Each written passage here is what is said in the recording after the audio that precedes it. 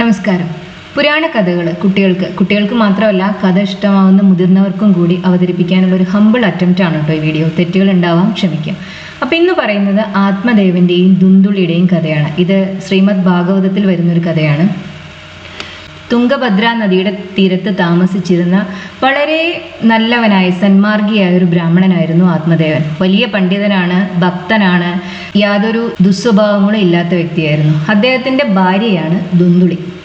ആത്മദേവന്റെ നിന്ന് തികച്ചും വ്യത്യസ്തമാണ് ആ സ്ത്രീയുടെ സ്വഭാവം. അവർക്ക് ഗുണങ്ങളായിട്ട് സന്മാർഗങ്ങളൊന്നും അവർക്കില്ല. അവര് സുന്ദരിയാണ് എന്നുള്ളത് ഒഴിച്ചാൽ മറ്റു ഗുണങ്ങളൊന്നും ദുന്ദുളിക്ക് അവകാശപ്പെടാനില്ല. കലഹപ്രിയയാണ്, മറ്റുള്ളവരുടെ കാര്യങ്ങളിൽ ആവശ്യമില്ലാതെ ഇടപെടും. അപ്പൊ ഇവർക്ക് കുട്ടികൾ ഉണ്ടായിരുന്നില്ല. ആത്മദേവൻ ആ കാര്യത്തിൽ വലിയ വിഷമമായിരുന്നു. കുറേ വർഷങ്ങൾ അങ്ങനെ കടന്നുപോയി. ഒരു ദിവസം ആത്മദേവൻ വീട് വിട്ടിറങ്ങി നടന്നു. കുറേ ദൂരം നടന്ന് ഒരു കാട്ടിലെത്തി. അവിടെ ചെന്ന സമയത്ത് ആത്മദേവൻ അവിടെ വെച്ച് ഒരു മഹർഷിയെ കണ്ടു. ആത്മദേവൻ വല്ലാതെ വിഷമിച്ചിരിക്കുന്നത് കണ്ടപ്പോൾ മഹർഷി എന്താണ് കാര്യം എന്ന് അന്വേഷിച്ചു. അപ്പൊ ആത്മദേവൻ പറഞ്ഞു, എനിക്ക് കുട്ടികളില്ല, അതിൽ വല്ലാത്ത വിഷമമുണ്ട് എന്ന് പറഞ്ഞു. അപ്പൊ മഹർഷി തന്റെ ദിവ്യ ദൃഷ്ടി ഉപയോഗിച്ച് നോക്കിയിട്ട് ആത്മദേവനോട് പറഞ്ഞു, ആ മോഹം ഉപേക്ഷിക്കണം. നിനക്ക് ഈ ജന്മത്തിലല്ല, ഇനിയുള്ള 7 ജന്മങ്ങളിലും കുട്ടികൾക്ക് യോഗ ഇല്ല എന്ന് പറഞ്ഞു. ഇത് കേട്ട ആത്മദേവന് വലിയ വിഷമമായി. ഏത് തരത്തിലും തനിക്കൊരു കുഞ്ഞുണ്ടാവാൻ എന്തെങ്കിലും ചെയ്ത് സഹായം ചെയ്യണമെന്ന് ആത്മദേവൻ മഹർഷിയോട് അപേക്ഷിച്ചു.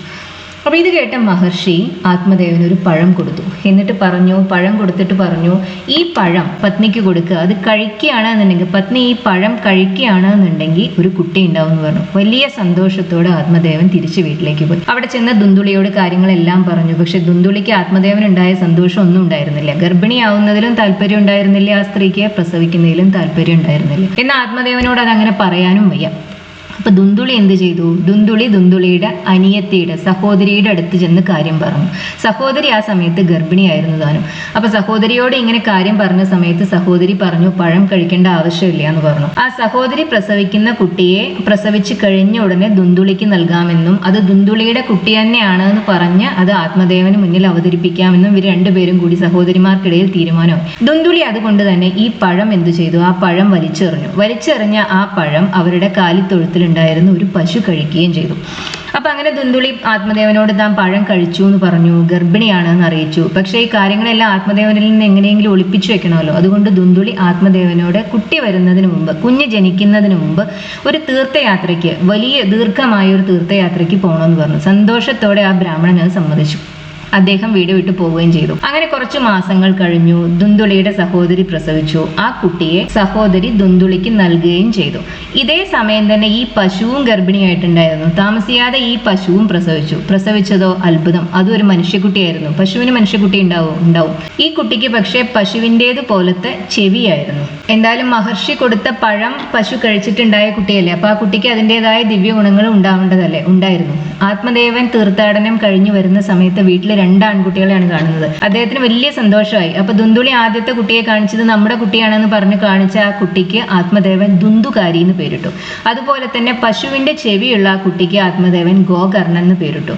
അപ്പൊ വളർന്നു വരുമ്പോഴോ രണ്ടുപേരുടെയും സ്വഭാവത്തിൽ വളരെ പ്രകടമായ വ്യത്യാസം തന്നെ ഉണ്ടായിരുന്നു. ഗോകർണൻ വളരെ നല്ലവനായിരുന്നു, വേദങ്ങളിൽ തൽപരനാണ്, ഭക്തനാണ്, സന്മാർഗിയാണ്, എല്ലാ ഗുണങ്ങളും തികഞ്ഞവനാണ്, ബുദ്ധിമാനാണ്. ദുന്ദുകാരിക്കാണെന്നുണ്ടെങ്കിൽ നന്മയുള്ള ഒരു കാര്യങ്ങളിലും ഒരു താല്പര്യവുമില്ല, വേദങ്ങളിൽ താല്പര്യമില്ല, പഠനത്തിൽ താല്പര്യമില്ല, സ്വഭാവദോഷങ്ങളെല്ലാം തന്നെയുണ്ട്. ആത്മദേവന് അതിൽ വലിയ വിഷമം ഉണ്ടായിരുന്നു. പക്ഷെ എന്ത് ചെയ്യാനാ, 2 മക്കളെയും ഒരേപോലെ സ്നേഹിച്ചു വളർത്തി. കുട്ടികൾ വലുതായി തുടങ്ങിയപ്പോഴാണ് ഇതിന്റെ ബുദ്ധിമുട്ടുകൾ, ഇങ്ങനെ ഒരു പുത്രൻ ഉണ്ടാവുന്നതിന്റെ ബുദ്ധിമുട്ടുകൾ ആത്മദേവനും ദുന്ദുളിക്കും മനസ്സിലായി തുടങ്ങിയത്. ദുന്ദുകാരി വലുതായി തുടങ്ങിയതോടെ അച്ഛനെയും അമ്മയും ഉപദ്രവിക്കാൻ തുടങ്ങി. ഒരു ദിവസം ദുന്ദുകാരി ആത്മദേവനെ വീട്ടിൽ നിന്ന് ചവിട്ടി പുറത്താക്കി. ആത്മദേവന് വലിയ വിഷമമായി. ഗോകർണന്റെ അടുത്ത് നിന്ന് സങ്കടം പറഞ്ഞു, ഇങ്ങനെ മകൻ എന്നെ വീട്ടിൽ നിന്ന് പുറത്താക്കി എന്ന് പറഞ്ഞു. അപ്പൊ ഗോകർണൻ പറഞ്ഞു, ആ സമയത്ത് ഗോകർണൻ ഭാഗവതം വായിക്കുകയായിരുന്നു. ഭാഗവതത്തിലെ 10ാമത്തെ അധ്യായം വായിക്കുന്നതിനിടയിലാണ് ആത്മദേവൻ ഈ ഒരു സങ്കടം എന്ന് പറയുന്നത്. ഗോകർണൻ പറഞ്ഞു, ഈ ലൗകിക ജീവിതം അവസാനിപ്പിച്ച ഇനി കാട്ടിലേക്ക് പോവുക, സന്യാസം സ്വീകരിക്കുക, അതാണ് നല്ലതെന്ന് പറഞ്ഞു. ഈ ഒരു ഉപദേശം പണ്ട് കാട്ടിൽ വെച്ച് മഹർഷിയും ആത്മദേവന് കൊടുത്തിരുന്നു. പക്ഷെ അന്ന് അത് മനസ്സിലാക്കാനുള്ള പക്വത ആത്മദേവന് ഉണ്ടായിരുന്നില്ല. അതുകൊണ്ട് മാത്രമാണ് അദ്ദേഹം തനിക്കൊരു കുട്ടി വേണമെന്ന് വീണ്ടും ശാഠ്യം പിടിച്ചത്. ആ കുഞ്ഞ് ഉണ്ടായി. ആ കുഞ്ഞിനെ കൊണ്ടുള്ള ബുദ്ധിമുട്ടുകൾ സഹിക്കവയ്യാതെ ആത്മദേവൻ ഇപ്പോൾ സന്യാസം സ്വീകരിക്കാൻ തയ്യാറാവുകയാണ്. ഗോകർണൻ ഇത് പറഞ്ഞ ഉടനെ ആത്മദേവൻ വീട് വിട്ട് കാട്ടിൽ പോയി. അവിടെ പോയി വളരെ താപസന്മാരുടേതായ ഒരു ജീവിതം അദ്ദേഹം വളരെ ചിട്ടയോടുകൂടി ജീവിച്ചു. കുറേ വർഷങ്ങൾക്ക് ശേഷം അദ്ദേഹം വിഷ്ണുലോകം പ്രാപിക്കുകയും ചെയ്യും. ഈ സമയത്തോ ദുന്ദുകാരി അച്ഛൻ കൂടി പോയതോടെ ദുന്ദുകാരിയുടെ സ്വഭാവം ഭയങ്കര മോശമായി. ദുന്ദുകാരി സമ്പത്ത് മുഴുവൻ ദൂർത്തടിച്ചു തുടങ്ങി. ചീത്ത സ്വഭാവമുള്ള സ്ത്രീകളെ വീട്ടിൽ കൊണ്ടുവന്ന് താമസിപ്പിക്കാൻ തുടങ്ങി. ഇവരുടെ ഉപദ്രവം സഹിക്കാൻ വയ്യാതെ ദുന്ദുളി കിണറ്റിൽ ചാടി ആത്മഹത്യ ചെയ്തു. അമ്മ കൂടി പോയി കഴിഞ്ഞതോടെ ദുന്ദുകാരിയുടെ സ്വഭാവം കൂടുതൽ വഷളാവുകയും ദുന്ദുകാരിയുടെ സമ്പത്തെല്ലാം അതിനോടകം നഷ്ടപ്പെട്ടിരുന്നു. അപ്പോൾ സ്വത്തൊന്നും ഇല്ലാതിരുന്ന ദുന്ദുകാരിയെ ഈ സ്ത്രീകൾക്കും ആവശ്യമില്ല. അവരെല്ലാവരും കൂടി ഒരു ഗൂഢാലോചന നടത്തി ദുന്ദുകാരിയെ കൊന്നു. അപ്പോൾ ഗോകർണനാണെന്നുണ്ടെങ്കിൽ ആത്മദേവൻ വീട് വിട്ടു പോയതിന്റെ അധികം താമസിയാതെ ഗോകർണനും വീട് വിട്ടു പോയിട്ടുണ്ടായിരുന്നു. തീർത്ഥയാത്രയ്ക്കായിട്ട് പോയിട്ടുണ്ടായിരുന്നു. അങ്ങനെ ആ തീർത്ഥാടനത്തിനിടയിലാണ് ദുന്ദുകാരി കൊല്ലപ്പെട്ട വിവരം ഗോകർണൻ അറിയുന്നത്. ഉടനെ തന്നെ ഗോകർണൻ ഗയയിൽ പോയി ശ്രാദ്ധം എല്ലാം നടത്തി തിരിച്ചു വീട്ടിൽ വന്നു. തിരിച്ചു വീട്ടിലെത്തിയ ഗോകർണന് പക്ഷെ അവിടെ ഒരു പ്രേതാത്മാവിന്റെ ഒരു ബാധയുള്ളതുപോലെ തോന്നി. എപ്പോഴും കരഞ്ഞു നടക്കുന്ന ഒരു ആത്മാവിന്റെ സാന്നിധ്യം അവിടെ ഗോകർണൻ അനുഭവപ്പെടുന്നു. അപ്പൊ എന്ത് ചെയ്യണമെന്ന് അറിയുന്നില്ല. ഗോകർണൻ ആരാണെന്ന് അന്വേഷിച്ച സമയത്ത് ദുന്ദുകാരി പറയുകയാണ്, ഞാൻ ദുന്ദുകാരിയാണ്. ഒരുപാട് തിന്മ ജീവിച്ചിരുന്ന സമയത്ത് ചെയ്തത് കാരണം ഞാനിപ്പോൾ അത്ര കഠിനമായ ദുഃഖമാണ് അനുഭവിക്കുന്നത്, വേദനയാണ് അനുഭവിക്കുന്നത്. പുനർജന്മം ലഭിച്ചിട്ടില്ല, വല്ലാത്ത കഷ്ടപ്പാടിലാണ്.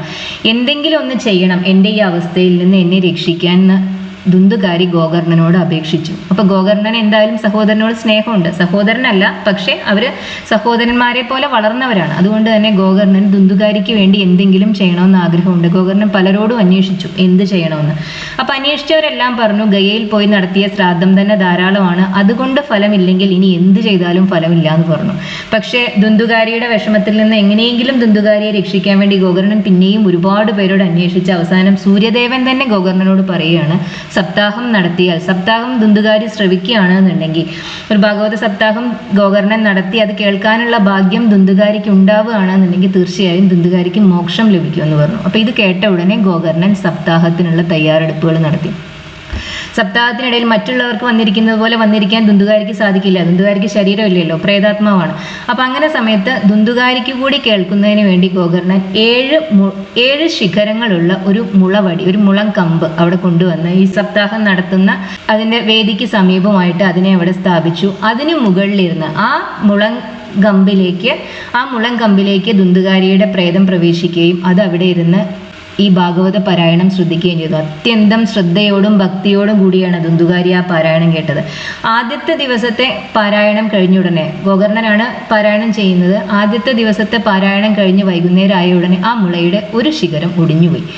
അതിനടുത്ത ദിവസം മറ്റൊരു ശിഖരം, 7 ശിഖരങ്ങളുള്ള മുളങ്കമ്പാണ് കൊടുന്നു വെച്ചിരിക്കുന്നതെന്ന് പറഞ്ഞു. അതിനടുത്ത ദിവസം മറ്റൊരു ശിഖരവും ഉടഞ്ഞു. അങ്ങനെ 7ാമത്തെ ദിവസം സപ്താഹം കഴിഞ്ഞ് പൂർത്തിയായ സമയത്ത് ആ മുളങ്കമ്പിന്റെ 7ാമത്തെ ശിഖരവും ഒടിയും. അതിൽ നിന്ന് വളരെ തേജസ്വിയോടുകൂടിയ ഒരാൾ പുറത്തു വരികയും ചെയ്തു. ഉടനെ തന്നെ വിഷ്ണു പാർഷദന്മാരെത്തി ദുന്ദുകാരിയെ കൊണ്ടുപോയി, വിഷ്ണുലോകത്തേക്ക് കൂട്ടിക്കൊണ്ടുപോയി. അപ്പൊ ഗോകർണനാണ് സപ്താഹം നടത്തിയത്, ഗോകർണനാണ് പാരായണം ചെയ്തത്. പക്ഷേ ദുന്ദുകാരിക്ക് മാത്രമാണ് വിഷ്ണുലോകത്തിലേക്ക് പോകാനുള്ള ഭാഗ്യം ഉണ്ടായത്. അതെന്താ അങ്ങനെയെന്ന് ഗോകർണൻ ചോദിച്ചു. അസൂയോണ്ടല്ല, ഗോകർണൻ അറിയുന്നതിന് വേണ്ടി ചോദിച്ചു. അപ്പൊ വിഷ്ണു പാർഷദന്മാർ പറഞ്ഞു, അവിടെ ഇരുന്ന് കേട്ടവരിൽ വെച്ച് ഏറ്റവും ആത്മാർത്ഥതയോടും ഏറ്റവും താല്പര്യത്തോടും ഏറ്റവും ഭക്തിയോടും കൂടി കേട്ടത് ദുന്ദുകാരിയാണ്. കാരണം അവിടെ ഏറ്റവും അധികം പീഡനം അനുഭവിക്കുന്നതും ദുന്ദുകാരിയായിരുന്നു. ദുന്ദുകാരിക്ക് എങ്ങനെയെങ്കിലും തനിക്ക് ഒരു മോക്ഷം വേണം എന്നുള്ള തീവ്രമായ അഭിലാഷം ഉണ്ടായിരുന്നു. അതുകൊണ്ട് തന്നെ ദുന്ദുകാരിക്ക് അത് ലഭിച്ചു. അപ്പൊ ഈ കഥയിൽ നിന്ന് നമുക്ക് ലഭിക്കുന്ന പാഠം എന്താന്ന് വെച്ചാൽ, നമ്മൾ എത്ര വലിയ പാപങ്ങൾ ചെയ്തിട്ടുള്ള വ്യക്തിയാണെന്നുണ്ടെങ്കിലും നമ്മൾ ഒരിക്കലും നിത്യമായ നാശം നമുക്കില്ല. ഏത് നിമിഷം വേണമെങ്കിലും നമുക്ക് നമ്മുടെ അവസ്ഥയെ മാറ്റാൻ സാധിക്കും. ഭക്തിയോടുകൂടി, സത്സംഗത്തിന്റെ കൂടി, ഈശ്വരന്റെ കഥകൾ കേൾക്കുന്നത് വഴി, ഈശ്വരന്റെ നാമം ചൊല്ലുന്നത് വഴിയൊക്കെ നമുക്ക് നമ്മുടെ പാപങ്ങളെ കഴുകിക്കളയാനും അതുപോലെ തന്നെ സന്മാർഗത്തിലേക്ക് എത്താനും മോക്ഷം ലഭിക്കാനും എല്ലാം സാധിക്കും. ഈ വീഡിയോ ഇഷ്ടമാവുകയാണെന്നുണ്ടെങ്കിൽ ചാനൽ ലൈക്ക് ചെയ്യുക, സബ്സ്ക്രൈബ് ചെയ്യുക. Thank you for watching.